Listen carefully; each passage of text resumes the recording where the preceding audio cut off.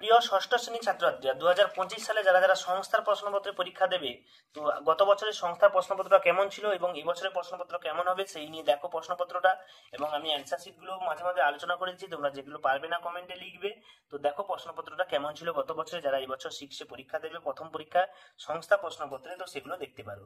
তো প্রথমে দেখো এখানে 8 নাম্বারে, এখানে দেখো 7 + 8, তো 8 নাম্বারে তোমাদের ভৌতবিজ্ঞান থেকে এবং 7 নাম্বার জীবন বিজ্ঞান থেকেই দেবে টোটালটা এবং ভাগ করে দেবে। তো প্রথমে দেখো একের দাগের বলেছে, এখানে 15 নম্বরের পরীক্ষা, 30 মিনিট সময়। তো একের দাগে অক্সিজেন মৌলের মধ্যে কয়টি পরমাণু থাকে, এবং দুইয়ের দাগে দেখো সামান্য লবণ মেশানো জলে বিদ্যুৎ পাঠালে জল ভেঙে কি কি দিক পাওয়া যায়, এবং অ্যামোনিয়া অথবা ফসফিনের সংকেত কি হবে লিখতে বলেছে। এরপর 3-এর দাগে দেখো একটি রাসায়নিক কীটনাশকের নাম, এটা কার্বালিল, তোমরা জানো প্রত্যেকে কার্বালিল হচ্ছে রাসায়নিক কীটনাশক। এরপরে আমরা দেখো ভৌত বিজ্ঞানের পরের পেজটা আমরা দেখে নেবো। প্রথমে ভৌত বিজ্ঞানটা দেখাচ্ছি, তারপরে জীবন বিজ্ঞানটা দেখাচ্ছি। তো দেখো ভৌত বিজ্ঞানের পরের পেজটা 4-এর দাগের শহরে পানীয় জলে মাঝে মাঝে যে ঝাঁঝালো গন্ধ পাওয়া যায় তার কারণ হলো জল শোধনের জন্য জলে ড্যাশ মিশিয়ে দেওয়া হয়। তারপরে আমি একটি মিষ্টি দ্রব্য, আমি কার্বন হাইড্রোজেন অক্সিজেন পরমাণু দিয়ে তৈরি, আমি কি।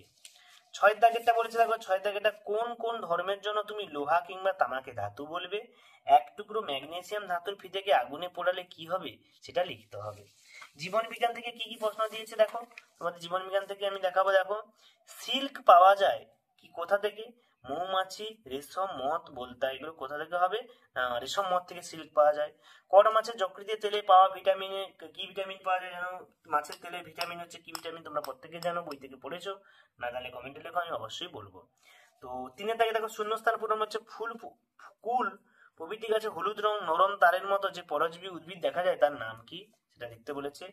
জাপ পোকারা গাছের শর্করা সমৃদ্ধ রস শোষণ করে শর্করা সমৃদ্ধ বর্জ্য ত্যাগ করে, ওই বজ্রের নাম কি। ম্যালেরিয়ার ওষুধ তৈরি হয় কুইনাইন থেকে, যে গাছের ছাল থেকে এই কুইনাইন পাওয়া যায় তার নাম কি। কুইনাইন কোন গাছের ছাল থেকেই পাওয়া যায়। এরপরে বলেছে দেখো দুধ থেকে দই তৈরিতে করতে যে জীবাণু সাহায্য করে তার নাম কি। 5-এর দাগে পাইন ইউক্যালিপটাস গাছের চারপাশে ঘাস জন্মাতে দেরি হয় কেন, গাছের পাতা ঝরে পড়া কে, তুমি পর্যাবৃত্ত ঘটনা বলবে নাকি অপর্যাবৃত্ত ঘটনা বলবে, তোমার উত্তরের সমক্ষ যুক্তি দাও। তারপর বলছে দেখো এটা কি ঘটনা, শুয়োপোকা থেকে প্রজাপতি এবং গাছের কাঁচা ফল পেকে গেল, এটা হচ্ছে কি রকম ঘটনা সেটা লিখতে হবে। এটা মানে বিভিন্ন রকম ঘটনা ছিল না, পর্যাবৃত্ত, অপর্যাবৃত্ত, দ্রুত বা মন্থর, এটা কোন ঘটনা সেটাকে লিখতে হবে। তো এই হচ্ছে তোমাদের 6 টোটাল প্রশ্নপত্রটা। তো তোমরা যেসব অ্যান্সার গুলো পারবে তোমরা করবে, যেগুলো পারবে না আমাকে কমেন্টে জানাবে যে এই দাগের প্রশ্নগুলো আমি পাচ্ছি না, তো আমি তার অ্যান্সার গুলো নিয়ে আসবো। দেখা হচ্ছে পরের ভিডিওতে, পরের প্রশ্নপত্র নিয়ে আলোচনা করবে এবং 2025 সালেও প্রশ্নপত্রগুলো আমি খুব শীঘ্রই নিয়ে আসছি।